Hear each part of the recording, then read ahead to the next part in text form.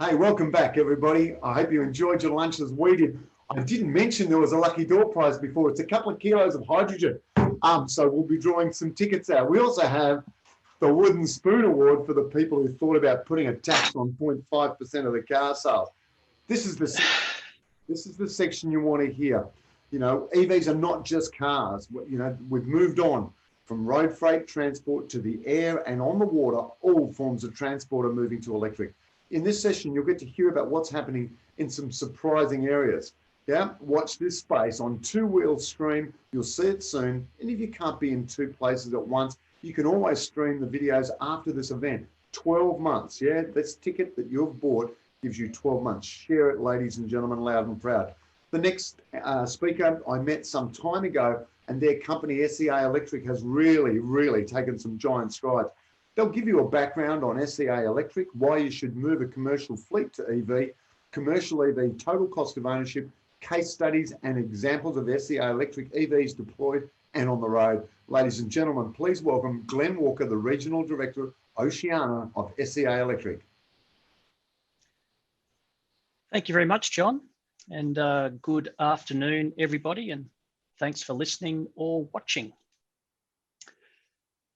I usually open a presentation with, I guess, a description about SEA Electric and who are we, and I talk a lot about technology and history and our proprietary software that enables the technology to be converted into a transport vehicle.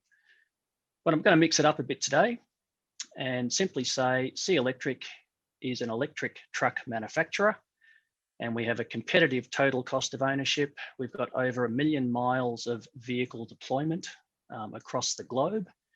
We have a patented technology called C-Drive, and we have a broad product range that's ready to go right now.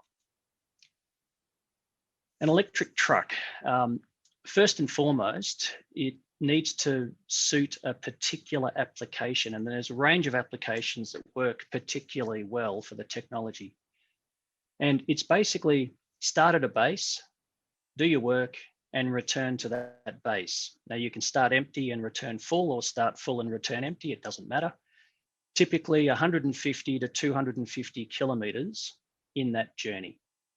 So for example, a vehicle that starts empty and returns full is a refuse vehicle. One that starts full and returns empty is something that delivers produce or parcels to your house. And ideal application for the vehicles, rigid vehicles, light duty and medium duty in Australia, there's currently 500,000 registered across Australia.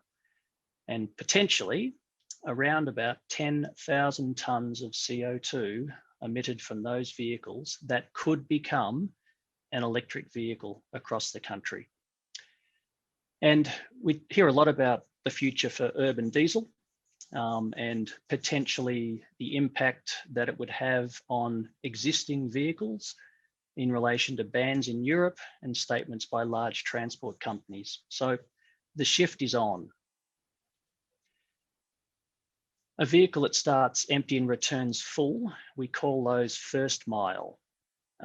We call the vehicles that deliver to your house last mile. Urban and regional municipalities are ideal applications and clients for our vehicles, and service vehicles and general freight. This is the area that's slightly more nuanced, and we need to look carefully at the particular application to make sure the vehicles are suited. This one in New Zealand is probably the hardest working electric vehicle on Earth. It's pulling close to 300 kilometers a day, fast charge, top up halfway through the day, and it's doing a great job for the client over there. Real world experience of a first mile vehicle. This one is operating in Sydney, and it's a C500 vehicle based off of a Hino FE donor chassis, and it's a rear loader garbage truck. It's powered by a C-Drive 120B, which has 138 kilowatt hours of battery capacity, and it's a 2,500 Newton meter, 250 kilowatt motor. 6-hour charge time, 14 ton maximum combination mass, It'll do 400 lifts, approximately 1,000 bins. You can do up to 4 bins per lift. It works 10 hours a day, 100 kilometres across the day, 20% charge left at the end of the day. These particular vehicles operating in Sydney for IKEA. This is based off of the C300 chassis configuration. It has a 120A, same size battery as the one above it, but a smaller motor. Similar charge time. It has a vehicle weight of 9 tonne. It does approximately 11 drops a day, 9 hours of operation, averages 190, does up to 230, returns with 30% charge. And in the first 9 months of operation, each vehicle, 1,500 tonnes of freight, 60 tonnes of CO2 saved. And in Australia, these are the longest distance vehicles across our fleet. So here we have one of the first SEA Electric vehicles coming off our production line. Please forgive the bloke there. But we now have a production line here in Dandenong in Victoria. This vehicle here is one of our largest battery configurations. And about 410 of these vehicles. We're hearing a lot about vehicle to grid technology during today's presentations. A little over 400 of these connected to the grid have the same energy reserves as South Australia's Tesla battery. And what it is, you can see the broad configuration of the vehicle. We put batteries where the motor and transmission used to be. So that preserves the stability of the vehicle by concentrating the weight in the axis. You can see the motor is mounted right near the back of the truck. This is our component box, modular sub-assembled on the side of the chassis where all of the electrical stuff is. Here we are underneath. You can see this is a 6x2 driving axle, lazy axle as a pusher. And so that means the motor can be moved a long way back, maximizing positions for batteries in the chassis. Innovative packaging.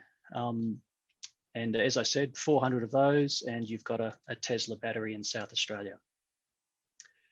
Our range of vehicles, light duty, 4.5 tonne car license, 8.5 tonne. You saw one of these in that for the IKEA trucks. This one here is similar to that refuse vehicle I showed you. And these are the largest vehicles, 15 tonne, and in 3-axle configuration, 22.5 tonne. Total cost of ownership is important in transport. If the vehicle costs more to use, you generally won't buy it because you'll have to charge more for your freight. And without going into the ins and outs of this particular example, it happens to be a side loader refuse vehicle. It has a payback period. So the premium of the initial purchase price pays itself back, in this case, in 4.5 years. Each example can be nuanced a little differently, but we've never seen a vehicle take longer than 6 years to pay itself back.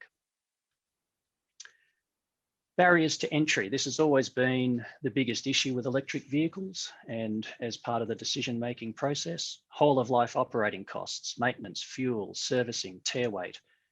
Electric vehicles are competitive over the whole of life, fact. Driver appeal, safety, reliability, fatigue management and avoidance and efficiency. We see the same thing here. They're quiet, smooth, safe and efficient. In a competitive market like transport, having similar costs is critical because all transport does is sell pallet spaces. So freight rates can be maintained with an electric vehicle in most cases. And of course, you can capture the zero emission brand in transport. Currently, that space is wide open. And how do we purchase them? And are they adequately supported? We've reflected a lot on this. And by having 12 national dealers, having the manufacturing facility here in South Dandenong, producing trucks, we answer that question very clearly. And EV residuals, I touched on this earlier. The question really is what is the residual value of an internal combustion engine truck? So the summary so far, SEA Electric makes trucks. We've got 5 truck models, light and medium duty market. There are 20,000 new truck sales into Australia every year in that sector. Manufactured in Australia for Australia. They're more expensive up front, but they can be competitive over their whole of life. Easy to buy, service, and maintain. Here's an example of some of the vehicles that we've produced and sold, in this case in Australia and New Zealand. So the reasons to try an electric truck, they're quiet. They help with occupational health and safety. There's no fumes. They are more relaxing to drive. You can deliver at night and break a curfew. Total cost of ownership, as I said, performance is linear and efficient, and they're available with aftermarket support, good model range, and of course the battery storage. It's an evidence-based decision. It doesn't have to be emotional. And you might have heard I've ignored focusing on one element, and that is, of course, there's zero emissions. But the real reason why you should try an electric truck, very simply, is because you can. And on that note, thank you very much. Thanks, Glenn. I can hear the audience going nuts and the phone ringing off the hook. Great job, great presentation, short, sharp and succinct, and it's great to see an Australian company kicking huge goals as you are in the face of some just bizarre decision making and still doing it anyway. That's the sign of vision, mate. Love to see it.